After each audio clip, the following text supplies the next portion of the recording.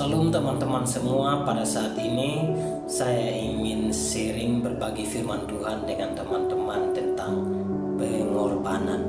Apa yang teman-teman ketahui tentang pengorbanan dan kenapa pengorbanan itu harus dilakukan? Nah, saya ingin berbagi bersama teman-teman tentang pengorbanan. Menurut saya, pandangan saya bahwa pengorbanan adalah bagian dari iman kekristenan. Karena apa?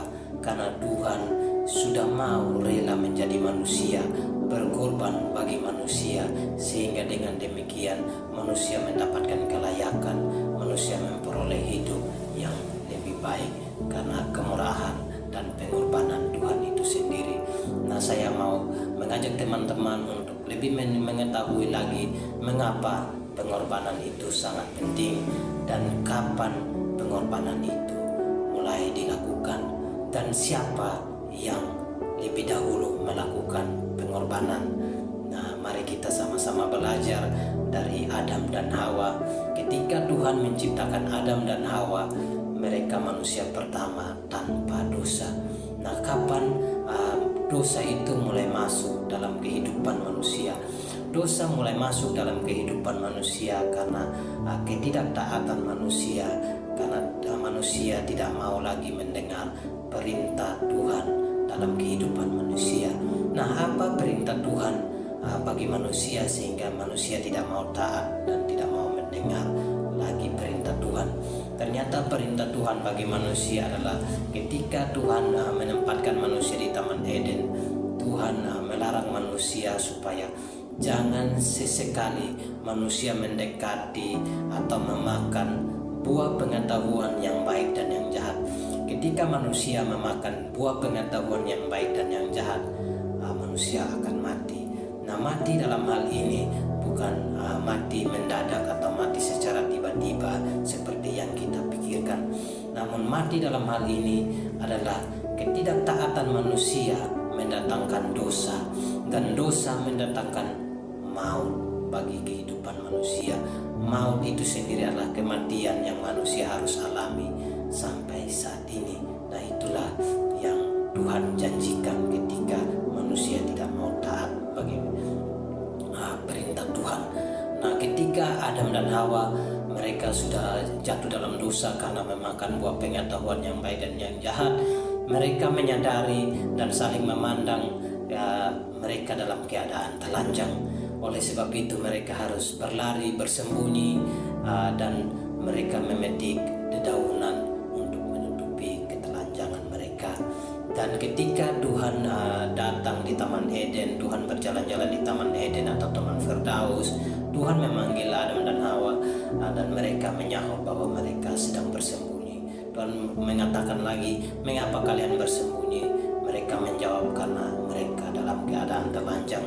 Tuhan menjawab lagi, "Siapa yang memberitahukan mereka kalau mereka telanjang?" Mereka akhirnya mengakui bahwa mereka sudah memakan buah yang dilarang Tuhan itu, yaitu buah pengetahuan yang baik dan yang jahat.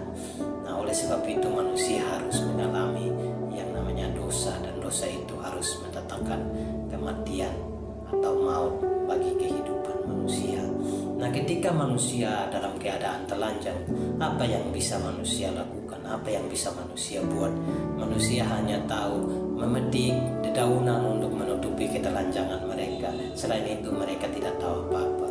Sehingga Tuhan akhirnya membuat pakaian bagi mereka dengan kulit dari kulit hewan.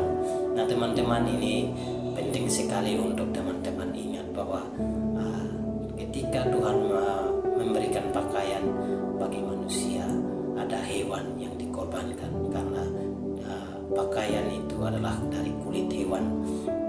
Jadi Tuhan berkorban buat manusia, dan korban itu adalah hewan itu sendiri.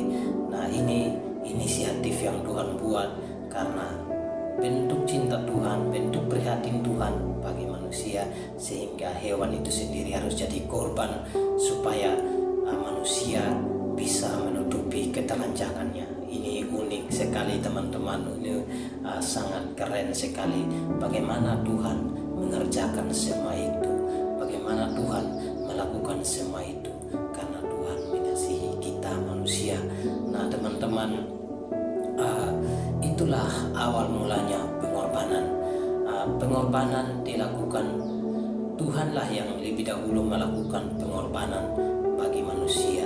Ada kata-kata firman Tuhan mengatakan seperti ini teman-teman.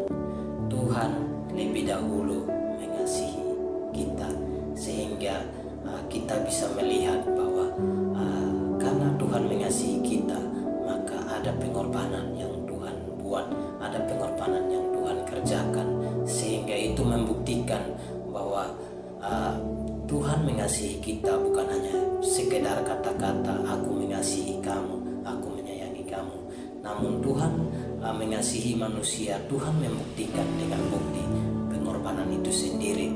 Nah, pengorbanan pertama ini terus dilakukan oleh manusia, baik anak-anak Adam dan Hawa, yaitu Kain dan Habel. Bagaimana korban persembahan Habel diterima sedangkan korban persembahan Kain tidak diterima. Nah, apakah teman-teman sudah pernah merenungkan dan mencoba merefleksikan itu dalam kehidupan teman-teman?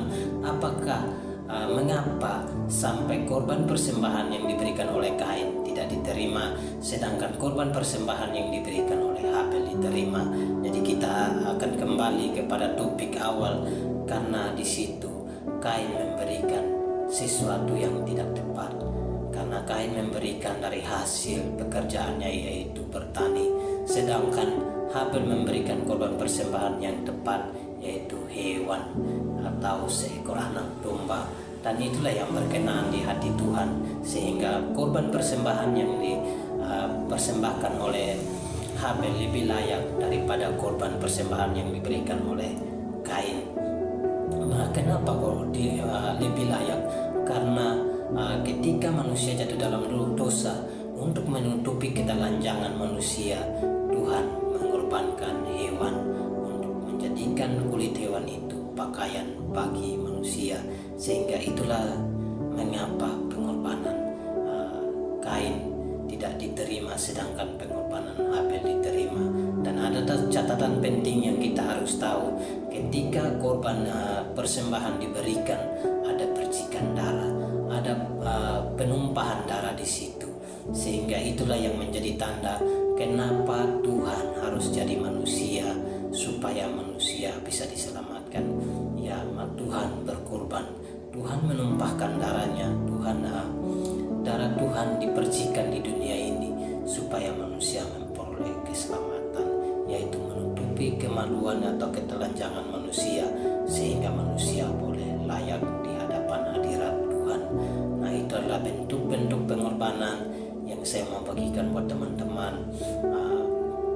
Teman-teman bisa sharing, bisa berbagi, bisa berkomen juga apa yang teman-teman ketahui tentang pengorbanan. Karena ketika kita berbicara tentang pengorbanan, setiap tokoh-tokoh di dalam Alkitab, baik Nuh, baik Abraham, Ishak, Yakub, dan juga bangsa yang terpilih yaitu bangsa Israel, mereka terus melakukan korban persembahan ke hadapan hadirat Tuhan, baik itu korban penghapus dosa, untuk mereka buat supaya mereka boleh layak di hadapan Tuhan.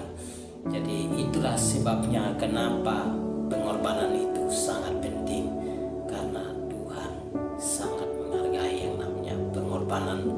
Tuhan lebih dahulu berkorban bagi manusia, sehingga dengan demikian manusia beroleh keselamatan, manusia